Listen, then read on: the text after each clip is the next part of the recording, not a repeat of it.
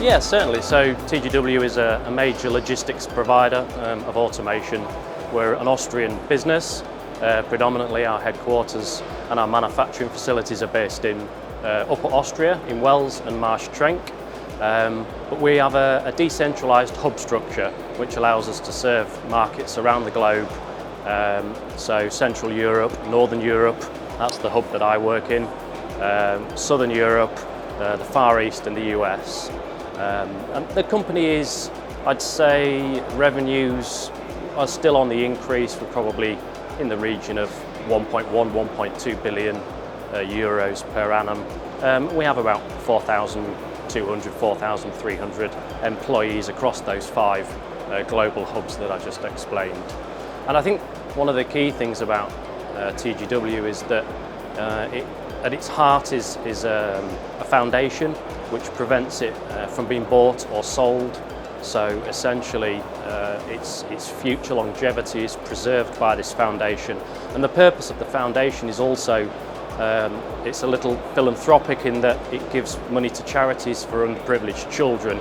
So we reinvest our profits into, as I say, charitable causes, mostly around underprivileged children. So that, I think, makes it quite unique, giving money back to, I guess, charitable causes, social responsibility topics.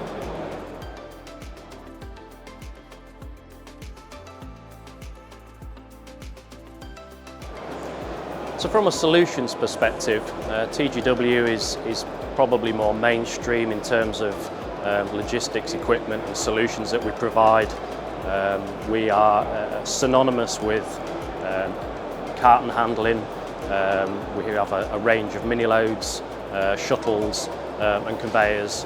Thousands of shuttles and mini loads are manufactured each year, and in the region of about 160 kilometres of carton and tote conveyor each year.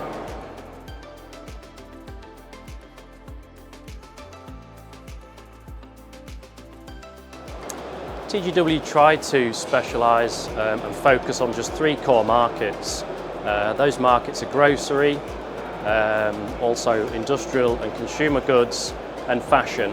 And our solutions, I guess, have been tailored over the years to kind of fit the solutions that those markets, those companies really require.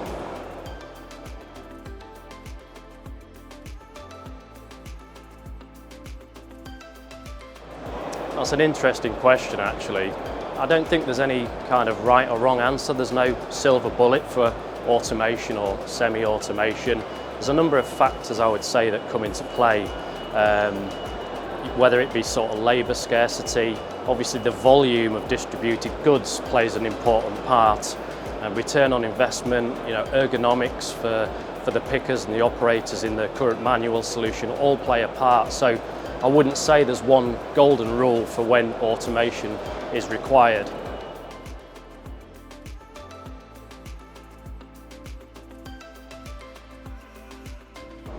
As with all automation, it's the reason automation exists. It's removing the manual element from picking, from distribution, packing of goods. If you imagine, labour and people moving from one position to another to pick the goods, to pack the goods, we call that person to goods. If you flip that round, goods to person, the goods come to the people, the person can work in a central location, more ergonomical and more efficient. And above all of that, the accuracy that automation provides is key to most businesses, and these are some of the reasons why they pick automation.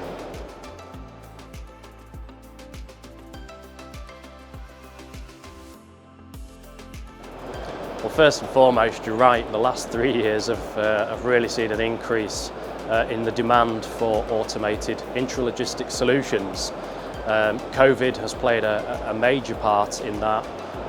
Our need to be able to buy online, not having access to the stores and the high streets, really put a lot of pressure on businesses, retail companies around the world to be able to provide an online service. I think for the next 5 years, it's going to be equally as challenging, and there are many reasons for that. I think businesses like TGW, but also customers as well, facing significant supply chain issues. The war in Ukraine is also playing a major part of why the supply chain is really struggling right now. And this is after we haven't really recovered from the COVID times, where production of materials, raw materials, components, dropped to an all-time low. So I think these factors are going to play a major part in people's decision making in the next 5 years.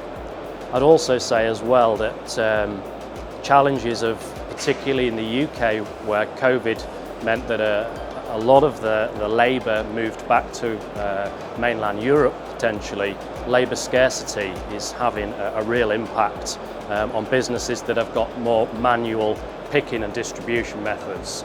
So I think overall that will be quite positive for companies like TGW who can automate and reduce the need for additional labour.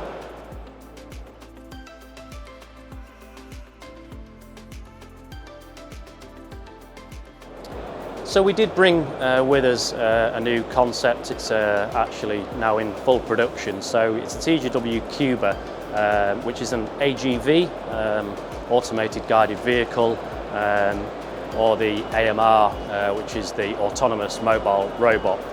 This product was launched by TGW back in January of 2022, so not so long ago.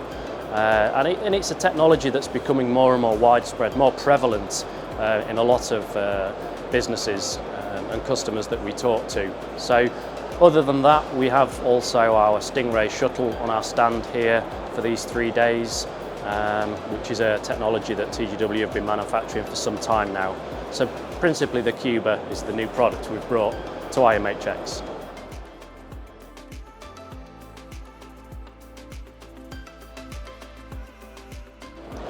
Yeah, I'll take you back to the first question you asked me, Matt, which was, what is or who are TGW? I guess a key differentiator or differentiators for TGW is that we have this foundation at the centre of our business, which essentially means the business cannot be bought or sold.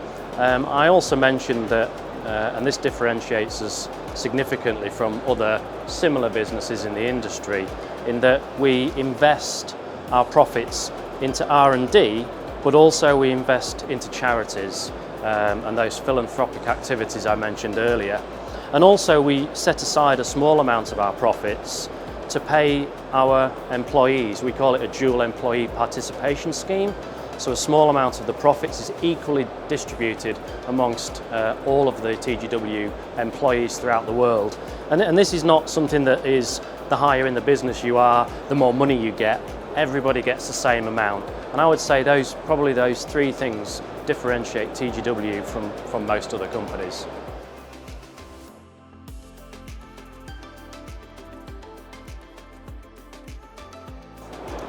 Well, first and foremost, it's great to be back here. So TGW have not been here for a number of years. The show's not been on, we've had COVID, and it's a great opportunity to meet people face to face and do the things that we couldn't do through those COVID times. It feels like we've been wired to our computers and using Teams or Zoom for so long. So to get out and see people that you know in the industry, customers that you're working with, and some ex-colleagues in some cases. I think for me, the takeaway is it's getting people back together again. Starting to feel human.